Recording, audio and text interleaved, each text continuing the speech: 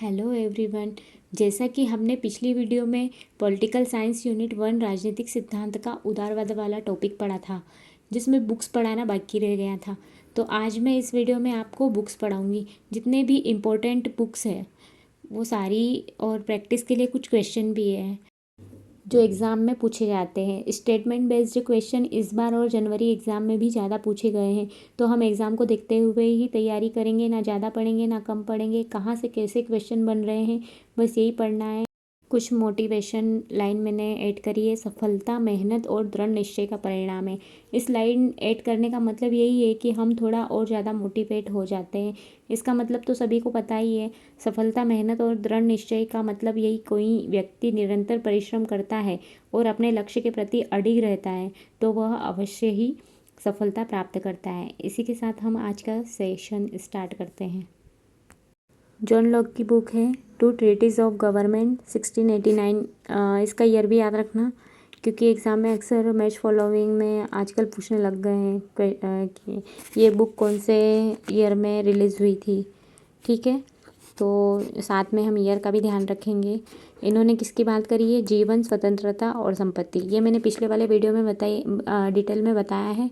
तो अगर जिन्होंने ये वीडियो नहीं देखी हो, पिछली वाली उदारवाद वाली वीडियो मेरी देख लें। सेकंड है मोंटेस्क्यू। मोंटेस्क्यू की बुक कौन सी? The spirit of laws. ये है 1750। शासन की शक्ति, विभाजन का सिद्धांत प्रस्तुत किया जो आधुनिक लोकतंत्र की नींव है। नेक्स्ट आते हैं voice for religious tolerance. Voltaire की बुक है ट्रीटिज ऑन टॉलरेंस, है ना। बुक ये वाली इम्पोर्टेंट है, 1763 में आई थी। इन्होंने किसकी बात कही है? धार्मिक सहिष्णुता और अभिव्यक्ति की स्वतंत्रता के समर्थक थे। ये कोई इम्पोर्टेंट नहीं है, लेकिन ये केवल समझने के लिए है। बुक्स तो इम्पोर्टेंट ही है ना, बुक्स को लिख लेना, ईयर भी लिख लेना। एडम स्मिथ की कौन सी book? The wealth of nation 1776। इन्होंने किसकी बात कही? आधुनिक अर्थशास्त्र की नींव रखी और मुक्त बाजार, अदृश्य हाथ। मुक्त बाजार और अदृश्य हाथ ये इम्पोर्टेंट है। अगर एग्जाम में ऐसा पूछ लिया जाए अदृश्य हाथ कौन से थिंकर ने बोला है अदृश्य हाथ, तो हमें नाम याद रहना चाहिए। ठीक है, नेक्स्ट आते हैं थॉमस पेन की बुक है राइट ऑफ मैन 1791। इन्होंने, ये लोकतंत्र के पक्षधर और राजशाही के विरोधी थे, मानव अधिकारों के प्रबल समर्थक हैं। डेविड रिकार्डो की बुक है principle of political economic and taxation 1870। कर प्रणाली की बात करिए, मतलब टैक्स की बात की है इन्होंने। तुलनात्मक लाभ, श्रम मूल्य सिद्धांत, आर्थिक विचार प्रस्तुत किए, है ना। ठीक है, नेक्स्ट आते हैं बेंजामिन कॉन्स्टेंट की बुक है the liberty of ancients compared with that of moderns 1890। इसकी बुक का ईयर याद रखना कोई इम्पोर्टेंट नहीं है। प्राचीन सामूहिक स्वतंत्रता और आधुनिक व्यक्तिगत स्वतंत्रता के बीच तुलना की है। जेएस मिल की बुक है ऑन लिबर्टी। इसका ईयर याद रखना पड़ेगा 1859। इन्होंने किसकी बात करी? व्यक्ति की आज़ादी, सीमित सरकार और अभिव्यक्ति की स्वतंत्रता।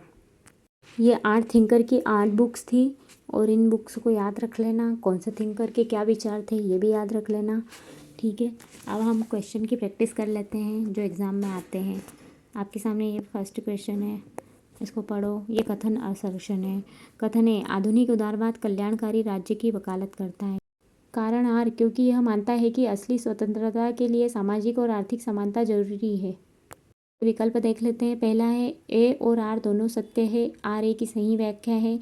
दूसरा है ए और आर दोनों सत्य है लेकिन आर ए की सही व्याख्या नहीं है। सी है ए सत्य है लेकिन आर असत्य है। डी है ए असत्य है लेकिन आर सत्य है। चलो तो बताइए इसका आंसर क्या होगा। तो इसका आंसर है ए और आर दोनों सत्य है और आर ए की सही व्याख्या करता है। फिर से क्वेश्चन को ध्यान से देख लो।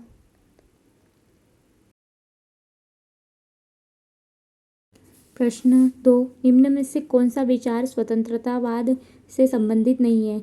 ए अधिकतम व्यक्तिगत स्वतंत्रता, बी न्यूनतम सरकारी हस्तक्षेप, सी उच्च कराधान का समर्थन, डी निगरानी का विरोध। तो इसका आंसर है सी उच्च कराधान का समर्थन। 9 उदारवाद से संबंधित सही कथन चुने। ए, यह सभी क्षेत्रों में सरकारी स्वामित्व का समर्थन करता है। बी, यह वैश्वीकरण और विनियमन हटाने का समर्थन करता है।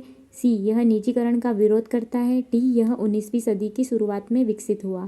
तो इसका आंसर क्या होगा? चलो, तो इसका आंसर हम देख लेते हैं। इसका आंसर है यह वैश्वीकरण और विनियमन हटाने का समर्थन करता है। नेक्स्ट है match the following. T H. Green, Milton Friedman, Ayn Rand, John Rawls. ये हमने पढ़ा था लास्ट वाली वीडियो में।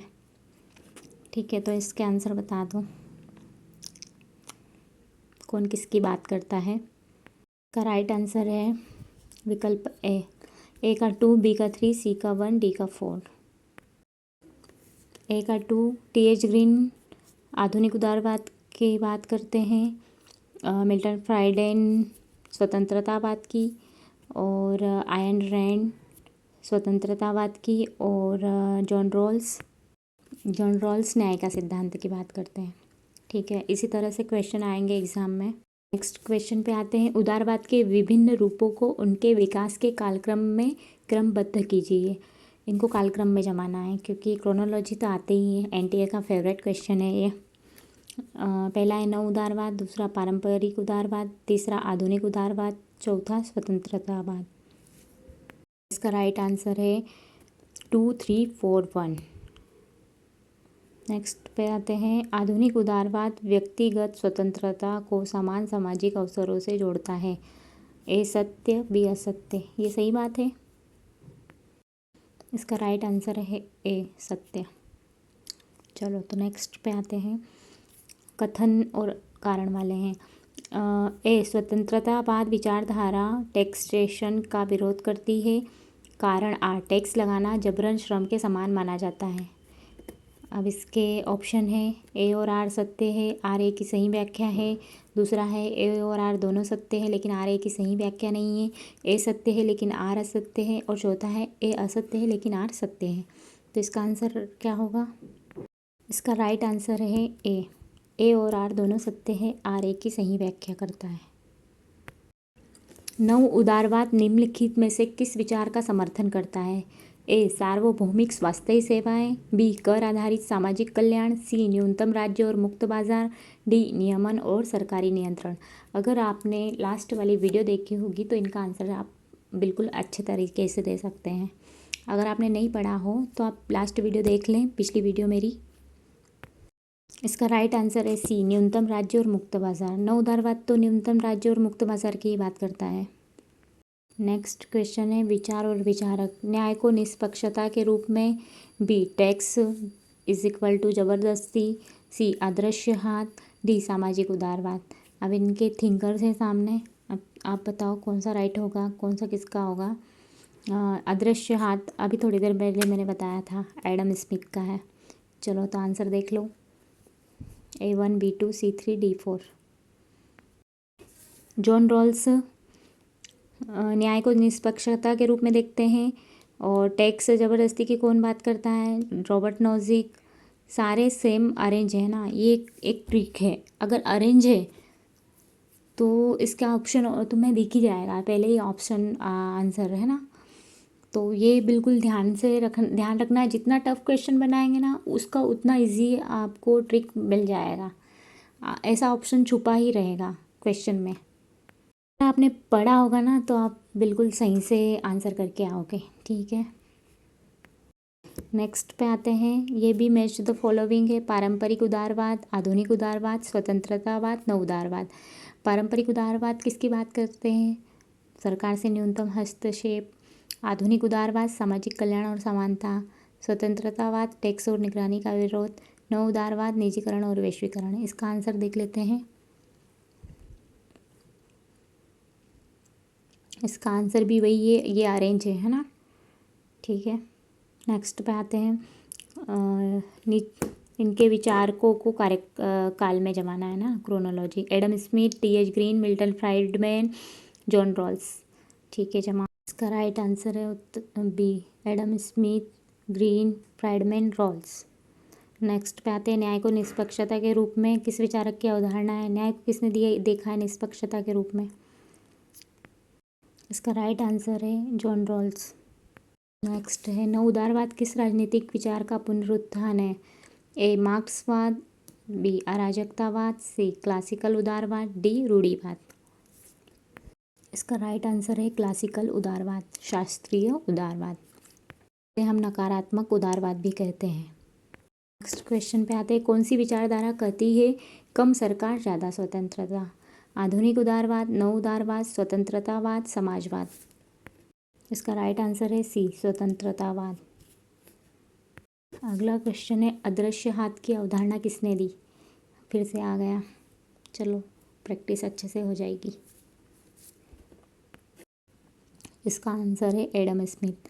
तो आज की क्लास यहीं ख़त्म करते हैं। Thank you everyone.